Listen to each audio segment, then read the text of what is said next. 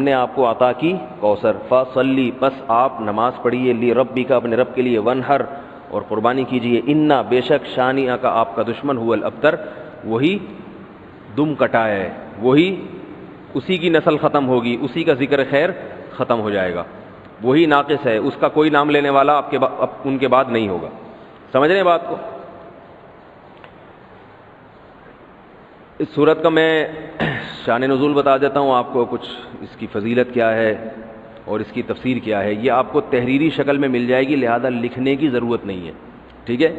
جیسے سورہ فلق اور سورہ ناس کا خلاصہ مل گیا نا آپ لوگوں کو، کس کس کو ملا ہے؟ سب کو مل گیا؟ آپ کو نہیں ملا؟ نیٹ سے دیکھ لیں، مل جائے گا انشاءاللہ۔ کب سے بھیجا ہوا ہے؟ اس کے بعد اذا جاء نصر اللہ قل یا ایھا الکافرون، ان صورتوں کے بھی آپ کو خلاصے سورہ اخلاص کا مل جائے گا انشاءاللہ۔ تو یہ جو بھی بتا رہا ہوں یہ بھی تحریری شکل میں آپ کو دے دیا جائے گا۔ اس صورت کا شان نزول یہ ہے کہ رسول اللہ صلی اللہ علیہ وسلم کو اللہ تعالیٰ نے حضرت خدیجہ سے دو بیٹے دیے تھے، ایک کا نام تھا قاسم اور ایک کا نام تھا ابراہیم۔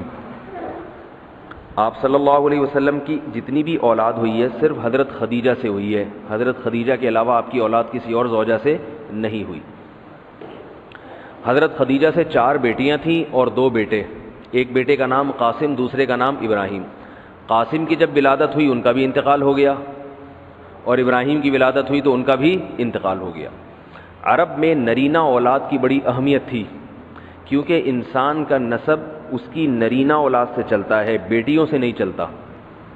بیٹیاں تو غیروں کی ہوتی ہیں، رخصتی ہو کے دوسروں کے ہاں چلی جاتی ہیں، ان کے نسل میں اضافہ کرتی ہیں، ان کی نسل بڑھاتی ہیں، اپنے شوہر اور اپنے شوہر کے ددیال کی نسل میں اضافہ کریں گی، وہ اپنے باپ کی نسل میں اضافہ کون کرتا ہے؟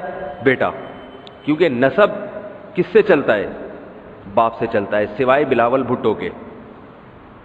بلاول بھٹو کے بارے میں کہتا ہوں کہ بلاول بھٹو اسلامی تاریخ، غیر مسلموں کے ہاں تو ماں سے چلتا ہے، جو نیچر کے خلاف ہے، لیکن اہل اسلام میں، اسلامی تاریخ میں سوائے بلاول بھٹو کے آج تک کوئی ایسا شخص پیدا نہیں ہوا جس کے نسب اور خاندان ماں سے چلتا ہو۔ بلاول بھٹو زرداری کے بیٹے ہیں، مگر خاندان ان کا کیا کہلاتا ہے؟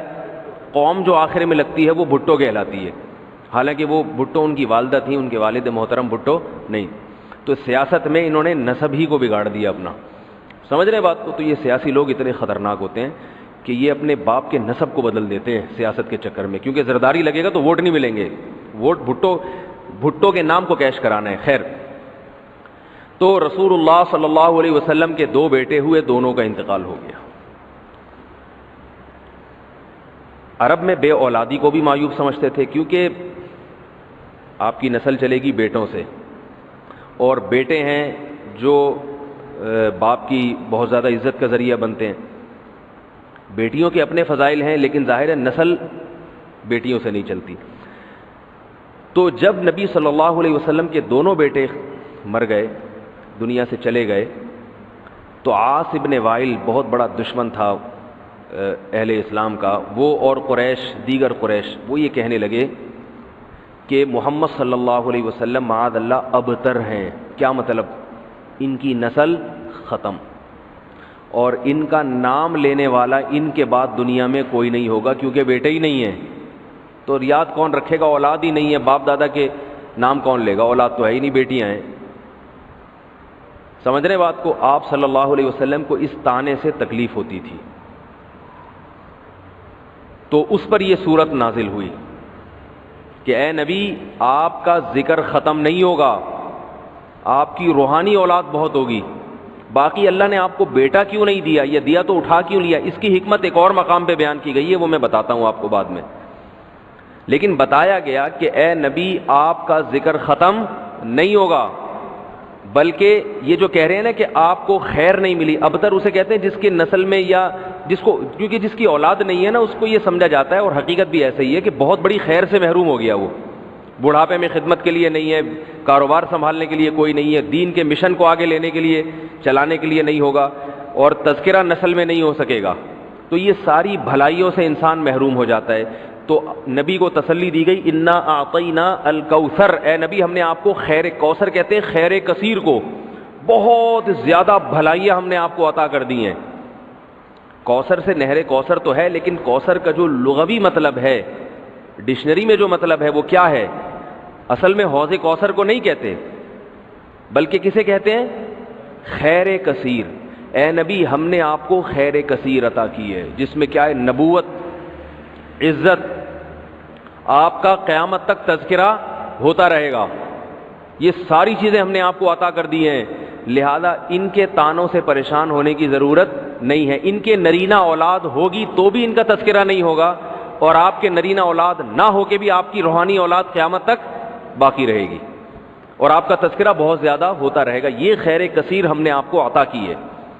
پھر اسی خیر کثیر میں سے ایک خیر حوض کوثر بھی ہے، جس کا نام کوثر اس لیے رکھا گیا کہ وہ ایک پانی کی نہر ہے جو نبی صلی اللہ علیہ وسلم کو قیامت کے دن دی جائے گی، اور آپ صلی اللہ علیہ وسلم خود بھی اس سے پئیں گے اور اپنے امتیوں کو بھی اس سے پلائیں گے۔ اس پانی میں بھی اللہ نے خیر کثیر رکھی ہے۔ وہ خیر کثیر کیا ہے وہ ابھی انشاءاللہ میں بتاؤں گا۔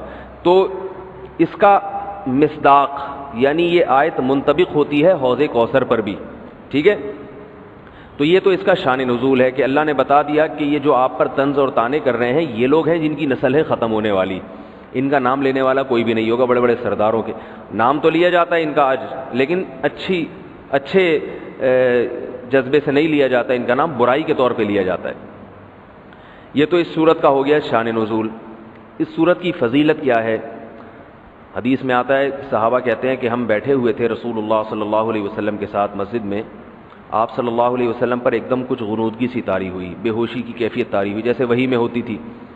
تو اس کے بعد جب آپ صلی اللہ علیہ وسلم بالکل بیدار ہوئے ہیں، نارمل حالت میں آپ صلی اللہ علیہ وسلم آئے ہیں، تو بڑے خوش تھے، اور آپ صلی اللہ علیہ وسلم نے اس صورت کی تلاوت کی۔ اللہ کے نبی پر جب وحی آتی تھی نا، تو جیسے ہی آپ صلی اللہ علیہ وسلم ہوش کی حالت میں آتے تھے تو فوراً ان آیتوں کی تلاوت شروع کر دیا کرتے تھے تاکہ میں بھول نہ جاؤں۔ تو آپ نے فوراً بسم اللہ الرحمن الرحیم پڑھا، اور انا اعطیناک الکوثر فصل لربک وانحر ان شانئک ھو الابتر، یہ آیتیں نازل ہوئیں اور آپ نے فوراً ان آیتوں کی تلاوت شروع کر دی۔